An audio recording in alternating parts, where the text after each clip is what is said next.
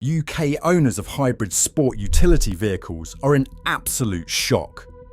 12 models are being pushed toward a full ban, their values are collapsing overnight, and the dealers who sold these cars have gone completely silent.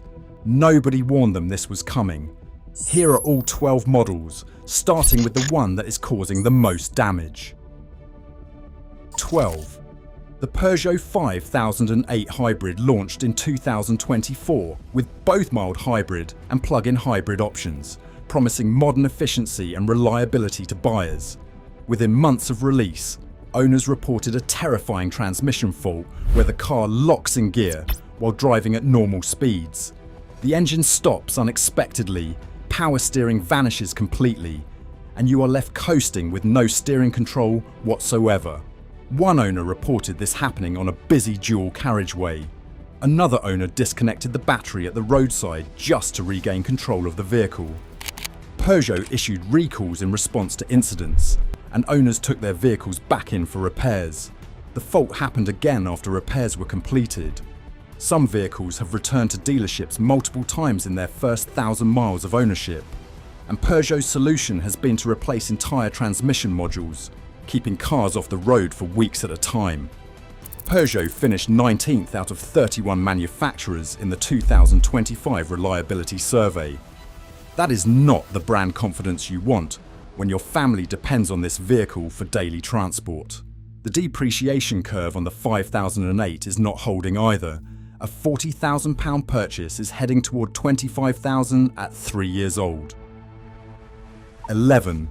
The Volvo XC60 T8 plug-in hybrid. Volvo positioned the XC60 T8 as a Scandinavian-engineered alternative to German luxury SUVs for discerning buyers. It offered strong safety credentials, premium build quality, and what looked like sensible residuals on paper at first. But the used market has taken a very different view. Data across the 5-year depreciation cycle shows the XC60 T8 losing more than 57% of its purchase price consistently. On a new price approaching £50,000, that is a loss of £28,500. What's worse is that the XC60 T8's depreciation curve has not stabilised properly over time. The real-world electric range frequently falls short of the official figures, particularly in winter conditions where battery performance drops dramatically. The infotainment system relies on aging software architecture that has not kept pace with modern rivals, and owners report troublesome integration with contemporary smartphones. Volvo's dealer network coverage in the UK is thinner than most German brands, meaning specialist maintenance costs escalate quickly.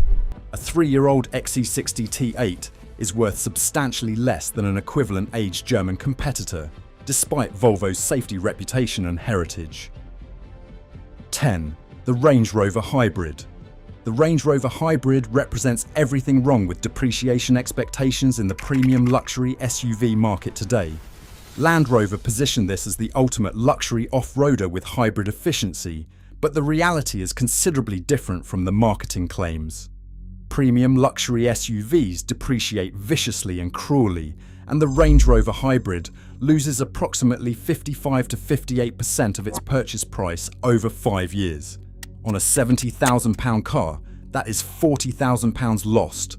The hybrid system adds considerable weight and complexity to an already expensive machine.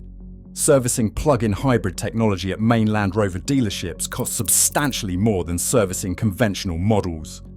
The electrical components have proven troublesome in cold climates, and reports of battery management system failures appear with regularity in owner forums. The Range Rover's true appeal is its heritage and capability, neither of which the hybrid system genuinely enhances meaningfully. A used Range Rover Hybrid represents poor value compared to entry-level luxury sedans. If you are watching this because you already own one of these vehicles, or you are thinking about buying one, this channel publishes analysis every single week on which models are depreciating fastest and which manufacturers are quietly stepping back from support. Subscribe now before the wrong purchase costs you a year's worth of subscriptions. 9. The Peugeot 3008 Hybrid. The Peugeot 3008 caught the market's imagination when it launched, initially as a refreshing family offering. It had a stylish exterior design, a practical interior layout, and was advertised as more efficient than its diesel predecessor. What car praised its exterior design and interior quality in their review? But depreciation tells a completely different story. The 3008 has been one of the fastest depreciating hybrids in the entire market. New car analysis from Driving Electric shows it retaining just 33.7% of its value over 3 years. That means a £35,000 3008 is worth £11,800 at 3 years old. That is a catastrophic loss of £23,200. Put that beside a Skoda Superb or a Volkswagen Passat hybrid in the same price class, and those cars are holding £8,000 to £10,000 more in residual value. The hybrid system itself is reliable, but the used market simply does not value Peugeot's brand trust the way it values Toyota, Honda, or even Hyundai and Kia. Peugeot finished in the bottom half of the reliability survey at 19th out of 31 manufacturers. 8. The Lexus NX Hybrid. Lexus represents everything hybrid ownership should be in theory. The brand built its reputation on hybrid refinement and reliability over 3 decades very successfully. The NX Hybrid comes with Toyota's legendary reliability credentials and Lexus's commitment to quality standards. But here is where brand reputation meets harsh market reality. Lexus is expensive to purchase initially. Even the NX Hybrid starts above £46,000 when you spec it properly with options. That is a premium price in a segment where alternatives from Mercedes, Audi and BMW compete with their own plug-in hybrids. The NX Hybrid uses a self-charging system, which means no plug is needed, no complicated battery management is required, and there are fewer failure points overall. That reliability is exactly why Lexus should hold its value brilliantly in theory, except it does not in practice. The market has decided that Lexus premiums do not translate to used car desirability the way they used to. Younger buyers in the used market are not prioritizing Lexus the way their parents' generation did. The NX Hybrid loses approximately £24,400 over 5 years of ownership. 7. The Volkswagen Tayron 4 plug-in hybrid. The Tayron landed in the United Kingdom as the bigger 7-seat sibling to the popular Tiguan. 7 seats, serious size and capability, and a plug-in hybrid powertrain that delivers impressive performance. On paper, the Tayron 4 is genuinely impressive. It offers more interior space than comparable competitors in the segment. It undercuts German alternatives substantially on price, and the hybrid system offers respectable electric range capability. The problem is fleet saturation, damaging residual values. Volkswagen is selling the Tayron primarily to fleet and business users seeking corporate benefits. The tax advantages attracted enormous uptake from company car programs nationwide. Lease terms are running out now, and the used market is about to absorb a volume surge that will make prices collapse significantly. Add in Volkswagen's software struggles with their MQB platform plug-in hybrids, and used buyers are already skeptical about reliability. The DSG automatic transmission's transition between electric and petrol modes creates a hesitation that reviewers consistently flag in independent tests. 6. The Audi Q5 TFSI or a plug-in hybrid. Audi positioned the Q5 TFSI as the thinking person's plug-in hybrid for discerning buyers. German engineering credentials, a familiar prestige badge, and an established dealer network. The reality is considerably more complicated, however. The Q5 TFSI combines 3 separate sophisticated systems that each work brilliantly in isolation, but create nightmare complexity when they run together. You have a 2-litre turbocharged petrol engine, a plug-in hybrid electric motor system, and Audi's intelligent Quattro all-wheel drive technology. 3 sophisticated systems means 3 times the potential failure points, and 3 times the diagnosis complexity for owners. Here is the crucial part everyone needs to understand clearly. Independent garages cannot reliably diagnose the combined plug-in hybrid and Quattro system faults properly. Audi's diagnostic software is proprietary and restricted. It requires main dealer equipment exclusively. A problem that might cost £300 to diagnose at an independent shop can require a £1,000 bill at Audi. Software faults between the 48-volt mild hybrid architecture and the plug-in hybrid battery system have appeared regularly in owner forums. 5. The Mercedes GLE 400e plug-in hybrid. The Mercedes GL is the logical choice for a buyer wanting premium plug-in hybrid SUV status in this competitive market segment today.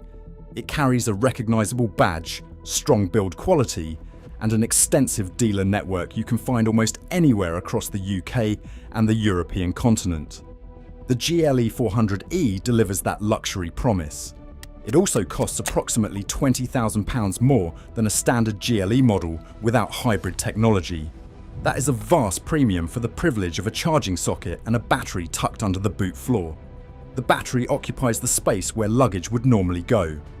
Boot capacity drops from 600 litres to 400 litres. You have paid £20,000 extra and sacrificed practicality. The electric range is listed at 31 miles officially, but real-world figures are typically 8 to 12 miles lower in winter conditions.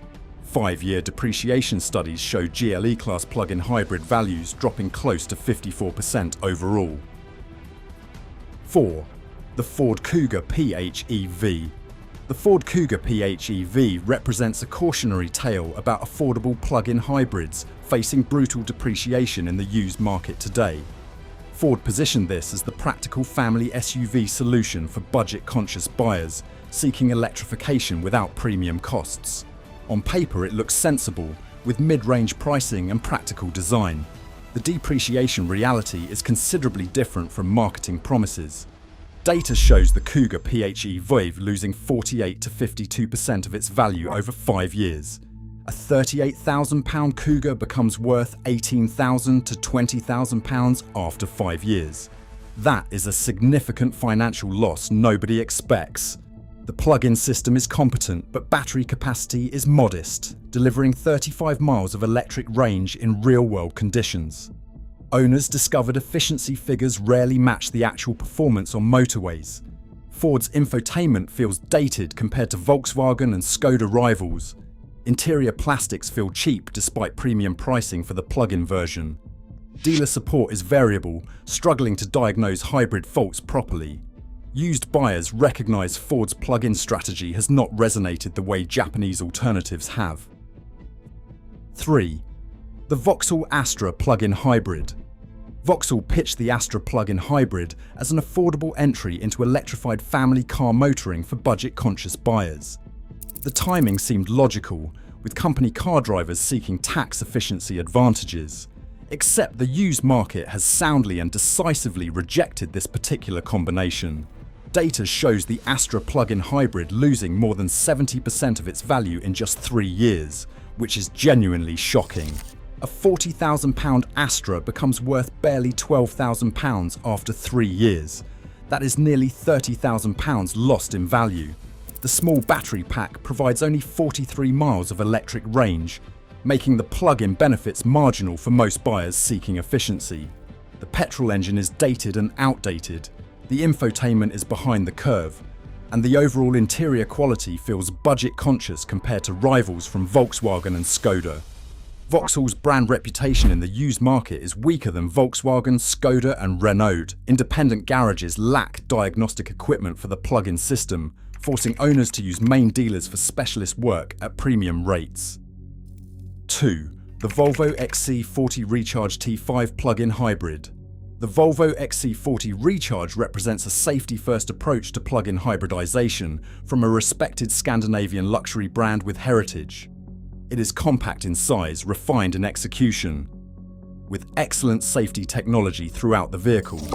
The problem is that compact premium plug-in hybrids face stiff competition from established Japanese and German brands with stronger residual values. The XC40 Recharge achieves a respectable electric range at around 220 miles total per full charge cycle, but the depreciation tells a different story entirely. 5-year studies show losses approaching 54% over the ownership period. On a £45,000 purchase, that is £24,300 lost completely. Volvo's dealer network in the UK is thinner than major competitors like Audi and BMW, meaning servicing costs escalate quickly when maintenance is needed. The battery pack occupies considerable interior space within the chassis, reducing practicality compared to equivalent petrol models in the segment. Real-world fuel economy often disappoints buyers who expected better than petrol results from the hybrid system. The Swedish engineering message does not resonate with used car buyers anymore. 1. The Nissan Qashqai e-Power. The Nissan Qashqai e-Power represents a unique and innovative approach to hybrid technology that separates it from conventional plug-in systems entirely. It is not a plug-in hybrid, so you cannot charge it from a socket under any circumstances. The petrol engine generates electricity instead, and that electricity powers an electric motor that drives the wheels with smooth, responsive power. The driving experience feels remarkably like an electric vehicle because the motor is doing the driving. The efficiency depends entirely on petrol engine performance, and you cannot supplement it with cheap overnight electricity at home. Pre-facelift models from 2021 through 2023 delivered real-world motorway fuel economy in the low 40 miles per gallon range on average.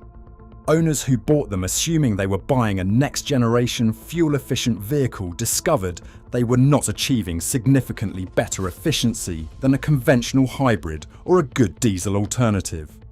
Motorway performance actually fell below expectations because the petrol engine was working harder to generate electricity for the electric motor than a standard hybrid setup would.